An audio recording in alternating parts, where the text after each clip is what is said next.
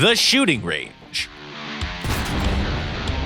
In this episode, pages of history, dream on, tactics and strategy, filling ammo racks, and metal beasts. Another Mephisto?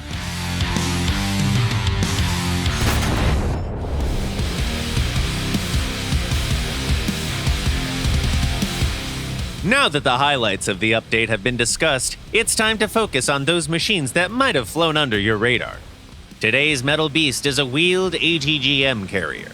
It's similar to the French Mephisto that we've featured before, but can also boast some differences.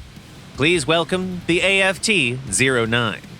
Its main weapon is a launcher with 4 guided missiles and elevation angles between -10 and +10 degrees.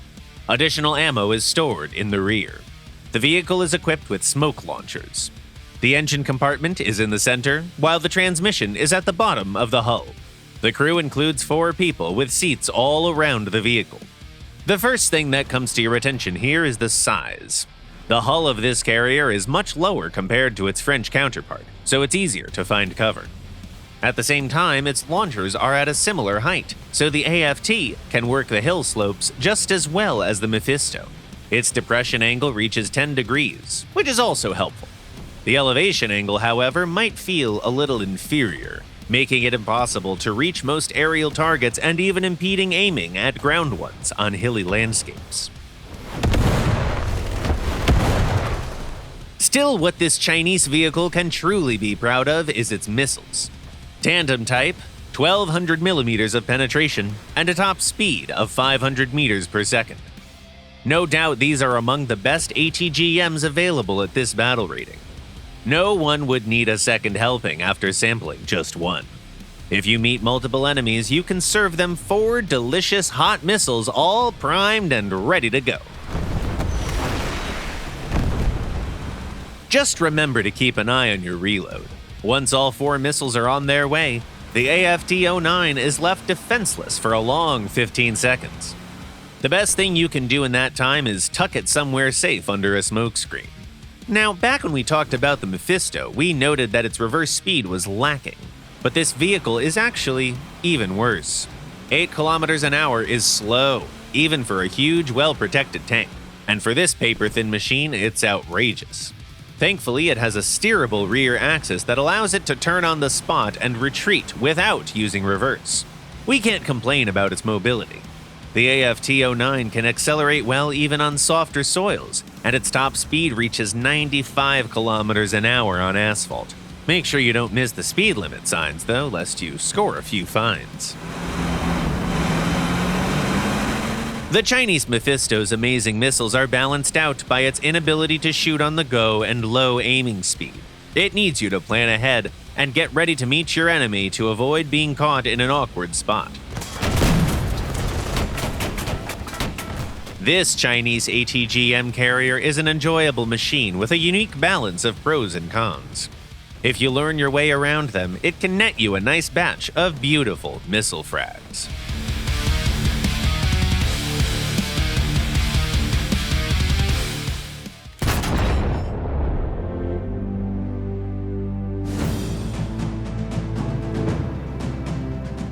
When Anatoly Kodomtsev, a young student, decided that he wanted to join the Soviet Air Force, he thought he'd become a fighter pilot in no time. He was looking forward to flying an I-16 together with the heroes of the recent Khalkhin Gol battles. Fat chance. Instead, he was assigned to aircraft engineering. Comrade Kodomtsev, you're gonna study well and become a mechanic. Who knows, you might become a pilot someday. The young engineer went on to become the victim of his own talent and diligence.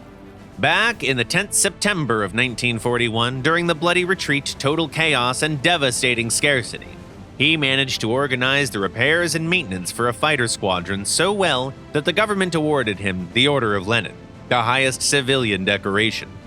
It felt like Kodomtsev and his team could handle any technical task in aviation. He taught his mechanics in the field and did it excellently. Actually, he was so good that other forces requisitioned him to work on fighters, bombers, or strike wings. If you want to make God laugh, tell him about your plans. Engineer Kadomtsev dreamt of becoming a fighter pilot, but life forcefully carried him along on a completely different career path. He never gave up, though, bombarding his command with numerous petitions describing his plans. All the responses boiled down to, "Captain, we've got enough pilots, but only one engineer like you. The motherland needs you where you are." This continued through both 1942 and 1943. But on one January morning in 1944, the engineer made up his mind. He could wait no more. Why wouldn't they let him fly? It was simply unfair. So he climbed into the cockpit of a new Yak-7B, started the engine, rolled onto the takeoff lane, and began his run. Horror only dawned on the airfield workers when Kadomtsev was already enjoying his first flight by doing barrels and spins above. You heard us right. It truly was Kadomtsev's first time piloting a plane. He never even had a chance to pilot a simple PO-2 before. Of course, he had to make an emergency landing afterwards, crushing the propeller and destroying a radiator.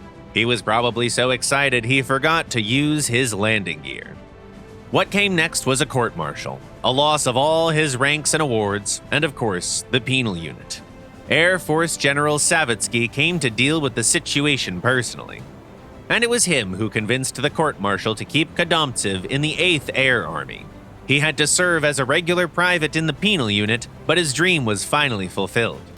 He became a gunner on a Boston aircraft. It was a dangerous position and he took part in 10 missions, showing courage and valor, which earned him his rank and rewards back. Kadomtsev, however, wasn't having any of those. He'd rather go back to the rank of private, even as a gunner, as long as he could fly. And then, General Savitsky couldn't resist him anymore. He issued a personal order to send Captain Kadomtsev to flying courses. Anatoly was to learn to fly a fighter in his own regiment, but had to continue working on his assigned position. The engineer fighter pilot was also to be given a new Yak-9 to learn and fight it between his engineering tasks. And Kadomtsev finally began to fly. After the war, he would become a squadron commander and then a regiment commander. He would learn to fly the MiG-9 and MiG-15 jets. He would finish his degree, write numerous articles and manuals on training aircraft engineers and pilots. He would also organize Vietnam's air defenses so well the US Air Force probably cursed him continuously for a couple years. And he would also become a test pilot. So, if you have a dream, you might have an inspiration to pursue it now.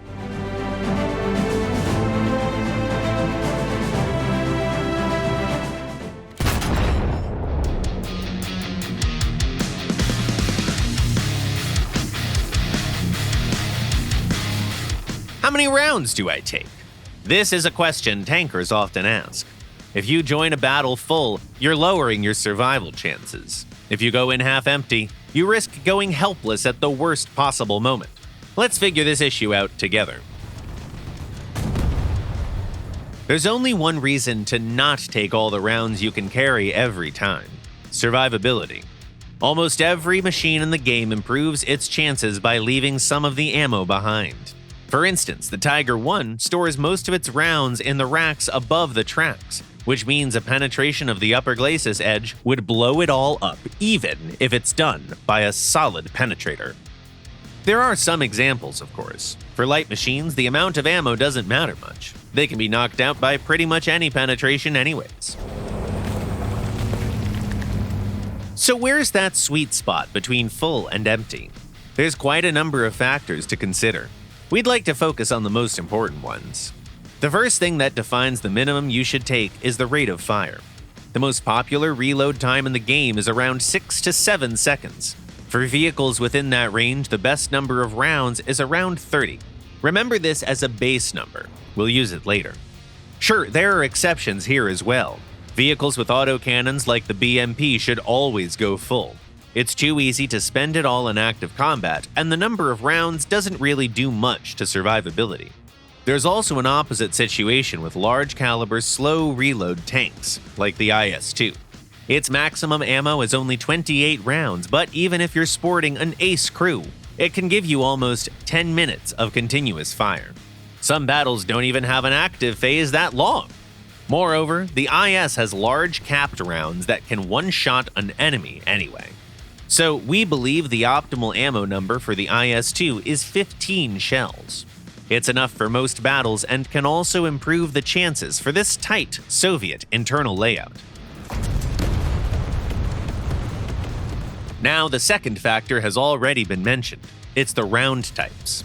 The most widespread ammo on low and medium ranks is capped rounds. They come in all sizes and shapes, but they all share one trait: good damage. If you don't have to shoot a lot, you can lighten up the load. Now, early sub-caliber rounds are a different thing. They can't boast good damage and often require second or even third shots. That means you might want to take more ammo to battle. Top-tier tanks are another separate case. Sure, they carry DS shells, but it doesn't mean they should carry more.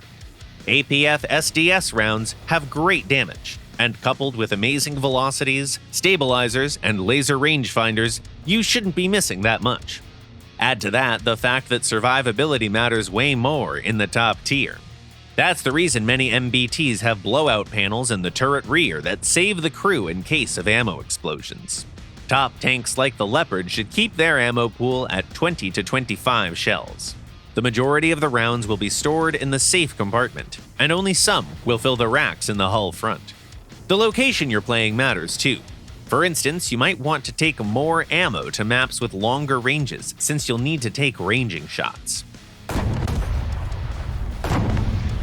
We'd also like to mention some ambiguous factors like your playstyle. Some players stay careful, meet fewer opponents, but survive the entire battle.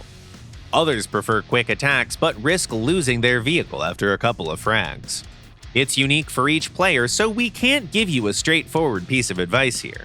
If you put the question we posed at the beginning of this section to even the most experienced tankers, their answers would probably vary a lot. So our recommendation for beginners is to start with the average numbers we just provided and follow the general advice.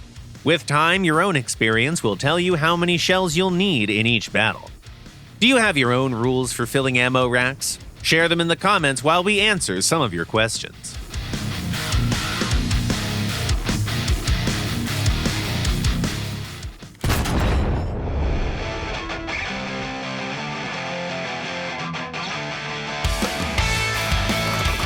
The first question was sent by a player called Roomba.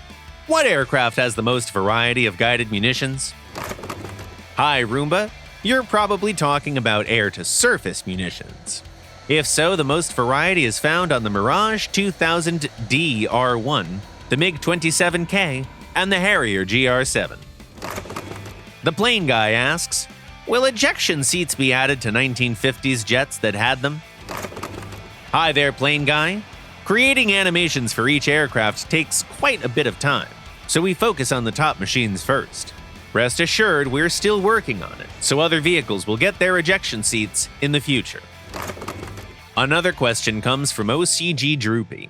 Why do the Su-25 and Su-25K have different missiles if they're the same? Hi there. The Su-25K is the export version of the aircraft. That's why it has the export version of the R-60 missiles, the MK modification. Huntman writes, thanks for adding the incendiary bomb to the HE-111 series. Hi, Huntman. Thanks for your feedback. We're working on extending the list of aircraft with incendiary bombs, and we know that such munitions are much more efficient at lower tiers.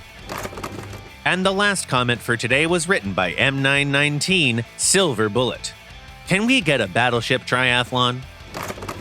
Hey, Silver Bullet, we do have an updated battleship triathlon in our plans. It's been a while since the last one, but let's just give it a little more time, huh? We don't want to miss out on some major participants. In the meantime, you can watch our last battleship triathlon if you missed it. Check out episode 236.